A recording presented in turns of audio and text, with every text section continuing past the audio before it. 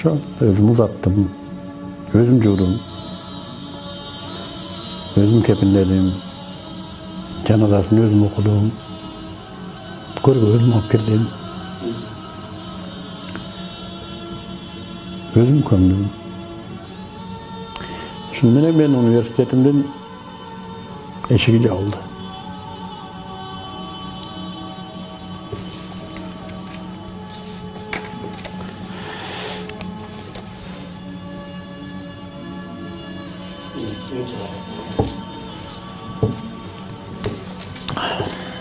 Siz atаңызды сагындыңыз, азыр жаныңызда болсо эмне деп атар элеңиз?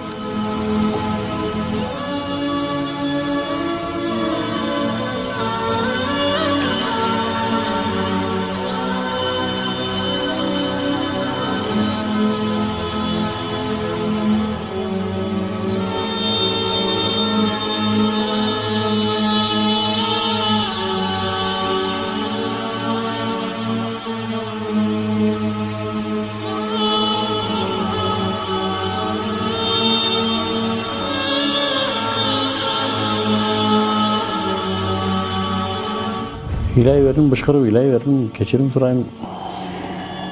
Ата мени кечириши мен. Негедир жүрөгүм толду, өзүм деле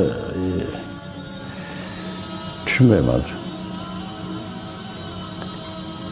Балким ал муктаждыр. Ата уулга муктаж болот экен. Мен азыр ушуну сезип атам. Өзү да күйлүү күчтүү турган менен уулга муктаж болот экен. Мына Мыктыбектин арманы. Демек атам мага да муктаж болгон турбайбы?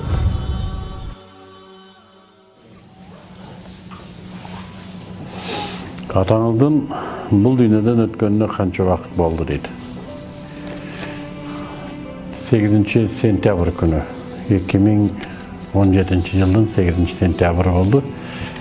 Сентябрь, октябрь, ноябрь, декабрь, январь, февраль, март. Şu 8 март күнү 7 ай болот экен.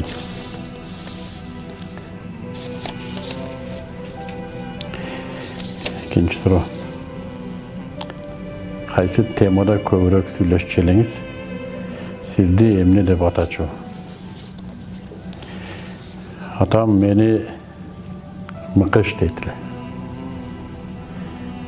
Мыкыш деп. Мен жокто Мыкы деп. Мыкы келдиби, Мыкы чалдыбы, Мыкыга бардыңарбы, бердиңерби? Ушундай. Кийин мен телевизорго чыгып эл көзүнө көрүнө баштагандан кийин атам да расмий атай баштады, Мыктыбек деп, эл көзүнчө. Атам экөөбүз мен үйдө чоң уул болгон үчүнбү көбүнчө биз турмуш жөнүндө сүйлөшсөк керек эле. Атам раматылык насыйкатчы киши болчу да, насыйкат берчү көп. Балам, бул турмуш деген ушундай деп анан айтат эле. Атамдын окуучулары да көп, шагирттери да көп болчу. Дайым ушу өзбек группаларга сабак берип жүрдүм мугалимдигинде, кыргыз, орус топтордун бардыгы үйдү бошотчу эмес, атама келе берет эле. Домла, агай деп анан бардыгына ушу сүйлөшкөн сөздөрүн анан мени менен да ошол сөздөрдү.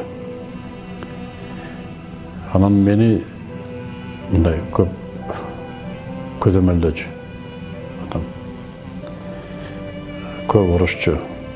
Үйдө чоң болгондон кийин ушундай нерсе бар экен, үйдө чоң балага көбүрөөк таяктын дагы уруштун да көп ошонун насибасы экен. Анан көбүрөөк мага тийди. Бирок мен ушу бактылуумун деп эсептейм. Азыр өзүм түшүнөм бул нерсени. Атанын катуулугу Аллахтын жумшактыгы. Ата канчалык катуулук кылса, бул Аллахтын жумшактыгы ошончолук. Атадан жумшак сөз угуп, турмуштан катуу сабак алгандан көрө, атадан катуу сабак алып, турмуштун катуулугунан этият болгон абзел деп ойлойм.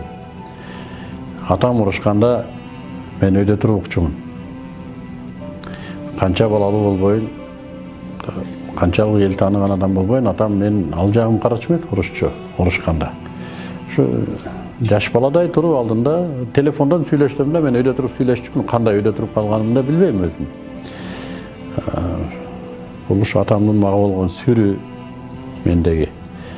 Мен атама болгон бир уулдук, ийбоом болсо керек.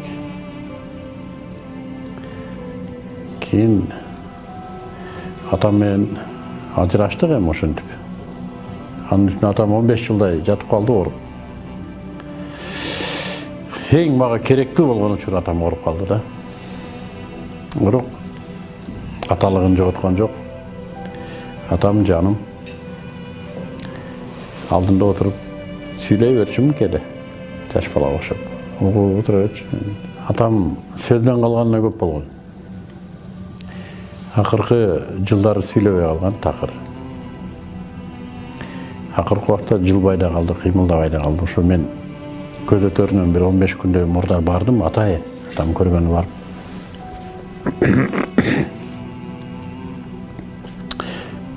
Алдына кирип отуруп, мен ыйладым. Билбейм, эмнегедир жүрөгүм аябай толуп кетти, кечирим сурап ыйладым. Атам мени кечирип кой. Мен начар уул болдум деп. Чоң уулум үйдөн кетет баары бир. Талаада болот. Анан биздин кенжебиз, атам кенжебиздин колунда. Бияка алып келсем деле кетип кала берчү. Айылга кеттик деп. Иниме айтчумун, эми сага насип кылыптыр ата-эненин карашы. Бирок эмнедир ошо ыйладым бир жарым сааттай алдында. Өзүмөн өзүм. Атам андай колун деле көтөрбөй жаткан киши да, акыркы убактарда. Ыйлай бердим, бышкырып ыйлай бердим, кечирим сурайм. Ата мени кечир ушу мен. Эмнегедир жүрөгүм толду, өзүм деле түшүнбөйм азыр. Анан ушу башым сылайт. Колум менен. Таң калдым. Бирок өзүм токтото албайм. Ыйлаба, кой дейт. Кой, ыйлаба, кой, ыйлаба. Жаш бала сооруткандай. Анан бир 3 сааттан кийин самолетим бар. Кетишим керек. Турайын десем кое бербейт. Отурдум, анан уктап кетти. Анан акырын колумду сууруп алып, араттагындай эле пешнесинен өп, кичине жыттап, анан жолго чыктым. Билдим жолдо мен атамды акыркы жолу көрүп атканымда. Эмнегедир билдим. Айткандай эле бир 15 күндөн кийин иним чалды, бакырып ыйлайт. Атамдан айрылдык деп. Ошо өзүм узаттым, өзүм жуудум, өзүм кепиндедим, жаназасын өзүм окудум, көргө өзүм алып кирдим, өзүм көмдүм. Ошону менен мен университетимдин эшиги жабылды.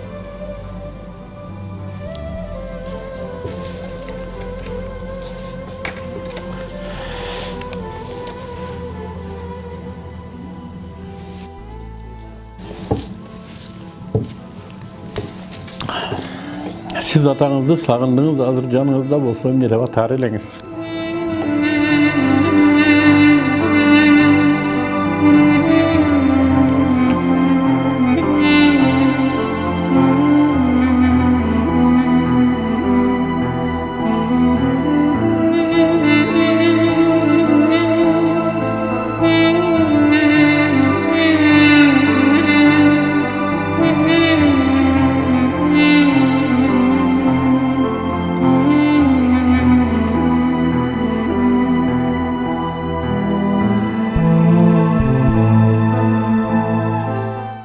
Atamın akırkı жылдары мен атам жаным атам деп сүйлөшчүмүн. Атам Canım ata dep söyleşçüm. Düşünmeye bilmeyim. Keçe düşüme giriptir. Köz ötkenden beri düşüme girelek bolçu. Kap jaş.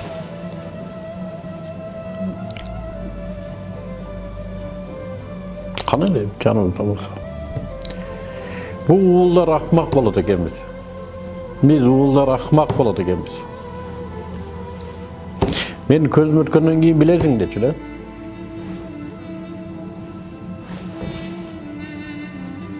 Hazır uşul sözler men özüm uğullarıma aytçı oldum. Allah Taala atаны берет экен уğulga. Uğul akmak bolat eken. Oşul dank Ақтөбе Арыстанбек деген. Oşul авал, şunun bardығы, oşul atamdығы. Oşul kişinek.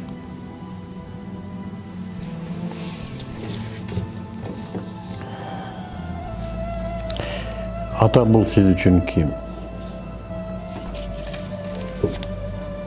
Ata men üçün ağlam. Akırkı жылдары атам акыл эси деле жок, эч ким тааныбайт. Бирок мен үчүн аалам. Биринчи биз күнө албадык ошого. Атам көйлөг шалуу, эл алдында жүргөн киши, белгилүү мугалим, педагог, жанын карчырып иштеген киши. Бир күндө эле намаз окуп атып, şu insult болып, андан ары солый баштады. Көргөндөр тааныбай калып атты да, биз өзүбүз да тааныбай калып аттык. Бу мен үчүн алам бойдон калды. Алгачкы сыноо неге мындай болуп калды? Неге атам мындай болуп калды? Эмнеге атам ооруп калды? Бәрі бұны аң сезім түпкірінде жүре береді шул суроо. Колуман келгенин баарын кылдык. Туугандар мен шаарга келип каратып аяк. Бирок жардам бербеди, бирок сыноо эмне де болду. Мен мындан ары эмне кылам? Атага болгон мамиле, атанын акыл эси, дарамети, күч кубаты тургандагы мамиле, атанын күч кубаты кетип, жаш баладай болуп калгандагы мамиледен эмне айырмасы болуш керек? Ушул сыноо угулга. Балким биз мамилени мурдакыдан да жакшы кылдык.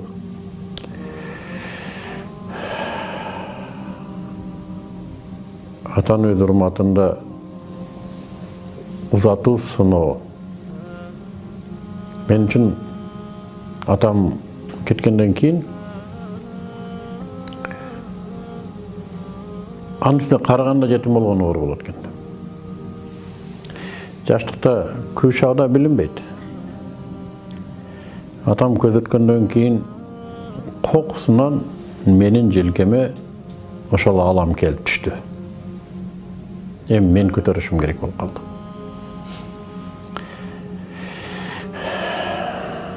Атам бар деген нерсе жок, эми мен өзүм. Бул деген сөз эми кезек меники деген сөз. Кезек бизге келди.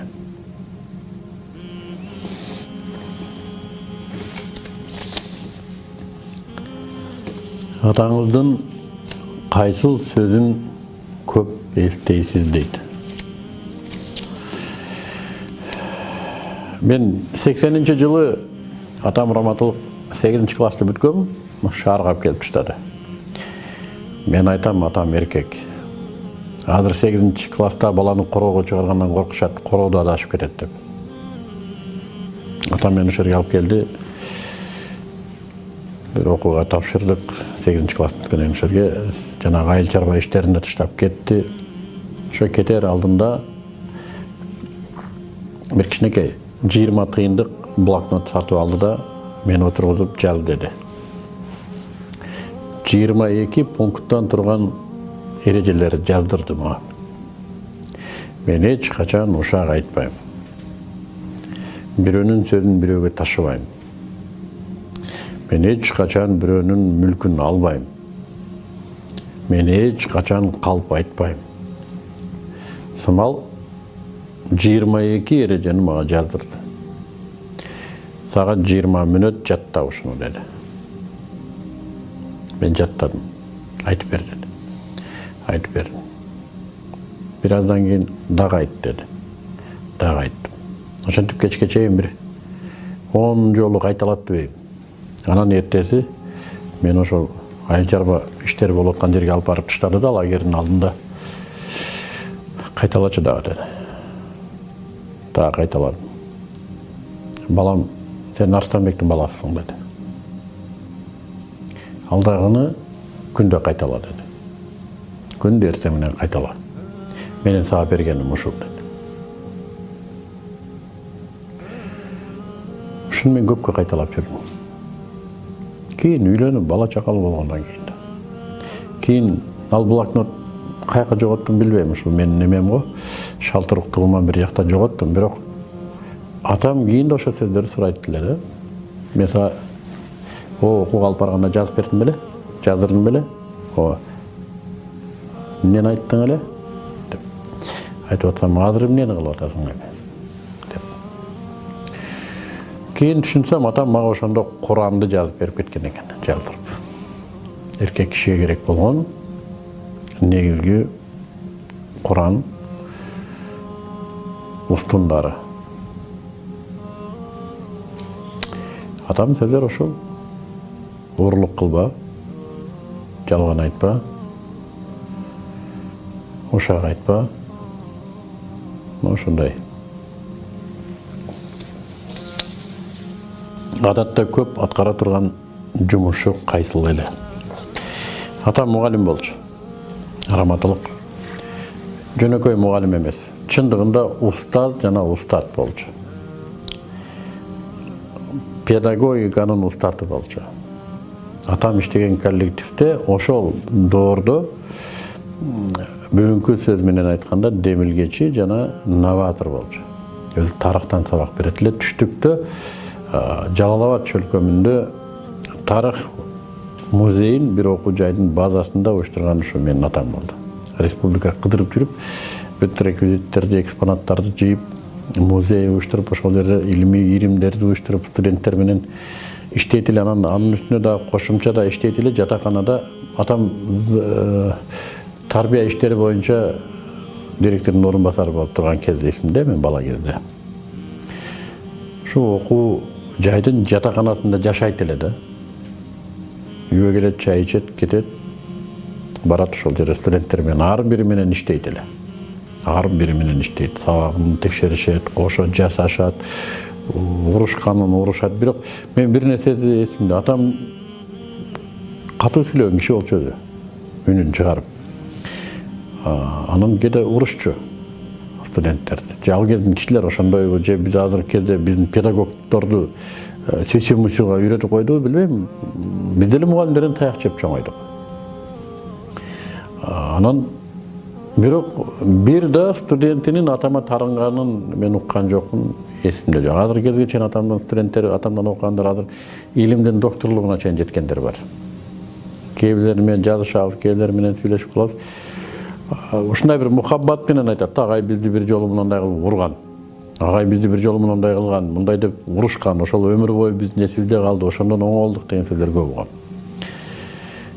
Атам иши үчүн жанын аябаган киши болду. Мен кээде ойлойм, ошо атамдын ден соолугуна тийген залака дагы ошол нерв толук кетип калгандай болсо керек деп. Бирөөлөрдүн дарт үчүн да нерв кетирчү. Карабайсың, мен мунуну мынтишиптир, ошол эмнеси жакшы, ошол туура эмес деп. Апам, Арстан койчу эми.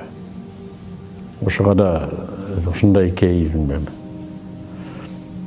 Дечү да. Атам бар болчу эмес.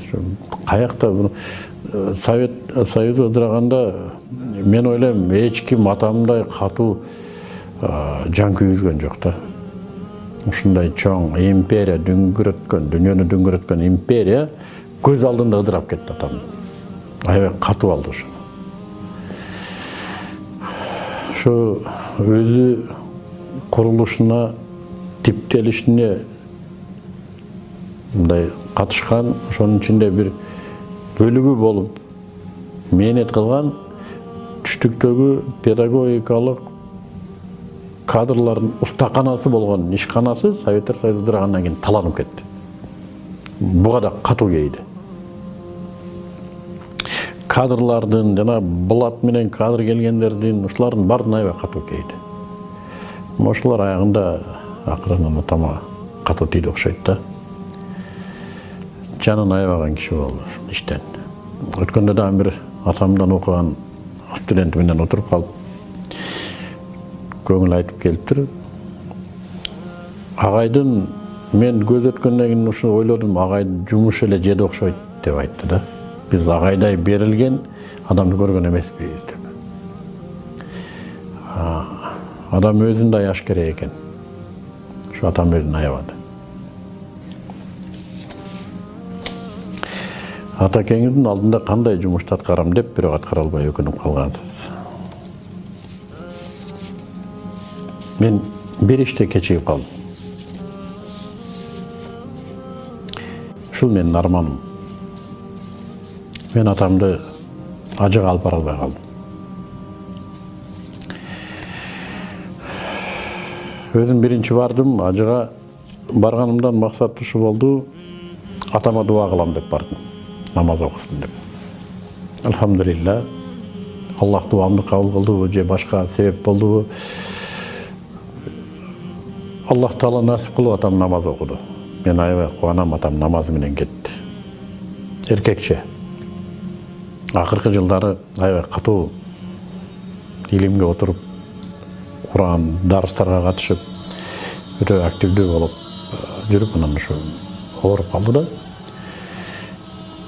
Мен ажыга кийинки жылдар атамды алып барам деп аракет кылдым. Башында тыйын болбоду, чолом жетпеди. Ошентип кийин атам ооруп калды. Анан алып барыш маанисиз болуп калды. Мен көп сурадым. Акылы кеткен кишинин ажылыгы ибадат эсептелбейт. Атам ордуна барып ажылык аткардым, умра аткардым.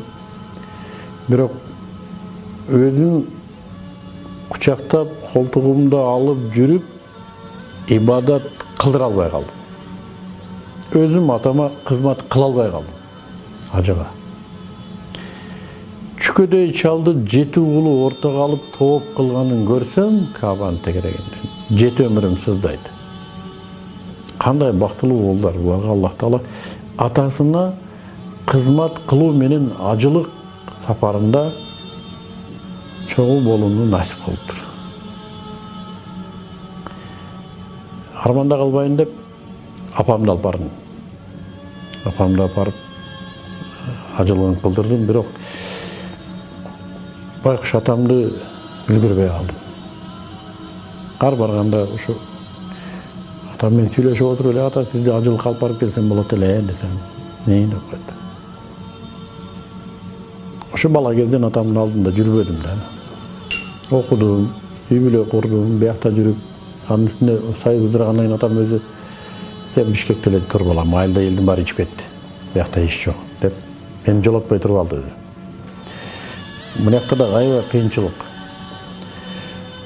Дүкөнгө кирсең Акаевдин китеби, анан ширеңке бар, башка эчтеке жок. Ушундай доорду көрдүк да. Айылга кетким келет. Ата айылга эле барбайм десем, балам, биякта элдин баары ичип жүрөт, иш жок биякта. Сен аякта телевизордон чыгып атасың. Деп бияка калтырды. Мен ушуну айтам, бул да атаны багыш бардык эле уулга насип кылбайт экен. Атаны багыш деген тыйын беребиз, ал жерге кирсин. Атанын өзүнүн рызкысы бар. Ошо атанын алдында туруп 24 саат атага кызмат кылган не бир уул дейм да. Не бир уул. Мен азыр кээ бир балдар, бир баланы билем. Энесине кызмат кылат. Энесине шопур болуп иштейт. Келелден кеч энесин ташыйт. Башка иш жок. Өзүнүн чакан бизнеси бар. Тапканын ошо энесине шопурлук кылат. Балким кимдир бирөө муну туура эмес көрөт, мен айтам мына эркек экен деп атам да. Мен ошону карап мен эмнеге атама ушундай кылбадым. Жерге кирсиң, бул телевидениеден чыгып, жылдыз болдуң, бул даңкың чыкты, китептерди жаздың, Мыктыбек деген ат жерге кирсин да. Мен ушуну айтам. Хотя мен билем бул атам муну мүмкүн көрчү эмес. Бияка алып келгенде кийин атам ооруп калгандан кийин жыл сайын алып келип турчубуз. Келе бир жылда 2 жолу алып келебиз. Мен өзүм карачым берди. Чачын алып, сакалын алып, өзүм жуундурам, өзүм кийинтирем. Бирок баары бир айылды карап тура берет. Ошол жагынан, анан мен бунун эмнени айткым келет. 10 уулдун бирөөсүнө гана насип кылат экен атаны караш. 10 уулдун бирөөсүнө гана насип кылат экен. Мына ушул уул атага кызмат кылбаса акмак болот экен. Мага ушул нерсе насип кылбады. Мен ушуну айтам. Кимге насип кылды да ал ата-энесин карылар үйүнө апарып койду. Буга наалат деген сөздөн башка эмнени айтасың? Кайсы сөз ылайык? Буга наалат. Атамы карап алыш, мен мынтип бебелеп багалат болчумун, колуман келет, бирок мага насип кылбаптыр ошол нерсе. Иниме насип кылыптыр. Ал толук пайдаланды. Күндө кирип атамдан дубасын алып чыгат. Ата колуңузду мындай кылмаңыз. Колун деп бирилерди айтат да, ата омун кылсаңыз, 10 миң кылсаң, колун өзү 10 миң кылдырат мынтип. Карабайсың, кимге насип кылды?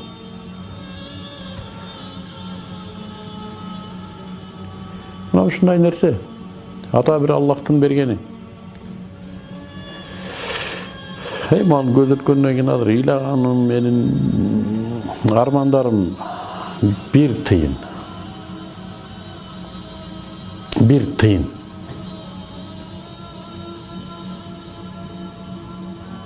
Hatta özümde juvatam. Ben жақсы uul болдum деп. Мен атамдын атын өзүмө биринчи койгон uул болдум. Фамилиям Арыстанбек. Арыстанбек Мыктыбек болуп чыгарат. Атамдын атын ылдый түшүрө койбой, ошого татыктуу жашаганга аракет кылдым. Сөз мага тийбейт, Арыстанбекке тиет. Деп мына ушул Арыстанбектин аты мен аябай катуу кармап келди. Ошо жылдарычы. Мен жакшы уул болдум деп эсептейм. Ошондуктан өзүмдүн уулдарыма да катуу талап коем. Мен жакшы уулга татыктуумун деп. Ошого карабай көдөндө арман бар баары бир. Атанын аталыгын түшүнгөн уулга өмүрү арман. Эмнени колдон чыгарып ийдей. Менде жақсы уул болса да, атанын ата экендигин түшүнсө, арманда өтөт. Бар бир арманда өтөт. Уул эч качан атага татыктуу мамилеге жарай бербейт окшойт го. Муну Аллах гана өзү түшүнүп, өзү гана сен жақсы уул болдуң деп ажыр сыйлыктарын бербесе. Ошон үчүн эми үмүт кылабыз. Мен үмүт кылам, мен анализ да кылып көрөм. Жақсы уул болдум деп эсептейм өзүмдү. Өмүр ушундай. Бардыгыбыз Аллахка таандыкпыз. Ага кайтабыз. Мындан тирүүлөр үчүн ала турган сабак. Атасы тирүү кезде барып атасына кызмат кылып калса, балким арманы азыраак болот. Бирок чыныгы уул баары бир арман менен калат. Чыныгы уул арман менен калат. Ушундай. Атасынын көзү тирүү болгондорго эмне дээр элеңиз?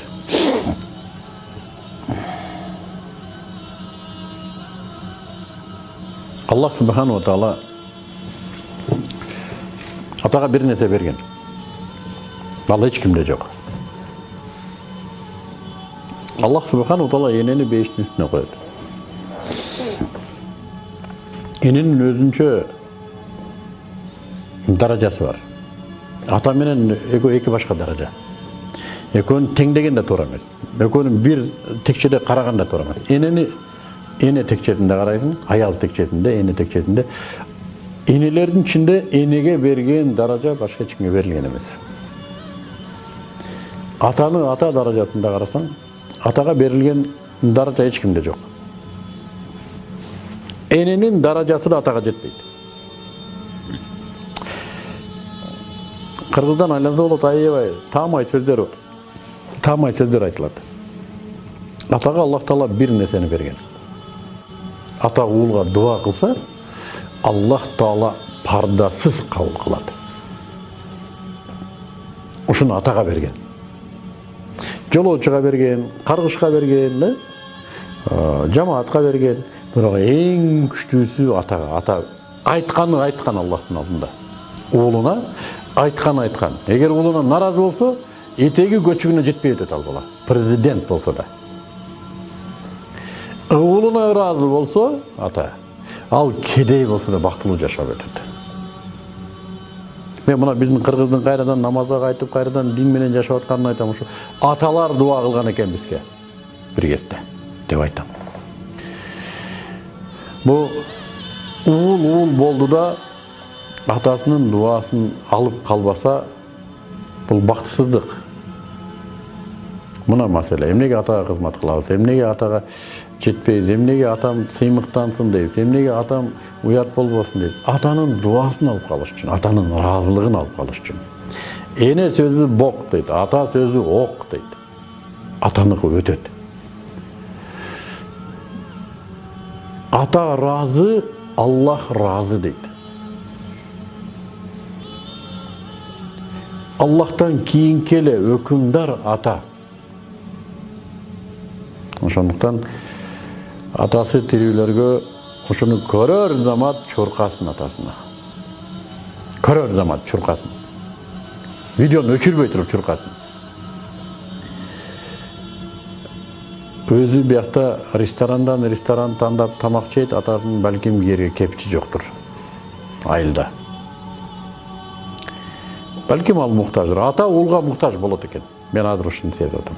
Өзү да күйлүү күчтүү турган менен уулга муктаж болот экен. Мына Мыктыбектин арманы. Демек атам мага да муктаж болгон турбайбы? А мен атам жайында колунда бар, мүмкүнчүлүгү бар, иштеп жүрөт деп жүрө бердим да. Көрсө муктаж болот экен. Бирок аны айтпайт экен бул. Ата деген ушундай, айтпайт экен. Аны мага окшогон кашеки уулдар сезбей калат экен. Не бир сезимтал болуш керек, ата муктаж болуп атканын, уулуна муктаж болуп атканын сезген. Сезбесеңер мага окшогон кашеки болсоңуздар да, мен сөзүм ишениңиздер, барыңыздар, атаңыздар муктаж кадыр. Ата жаш болсо да, кар болсо да муктаж. Барыш керек. Бул дүйнө бизге чейин болгон, бизден кийин да болот. Ата болбойт. Ата жок. Насихатым ушул.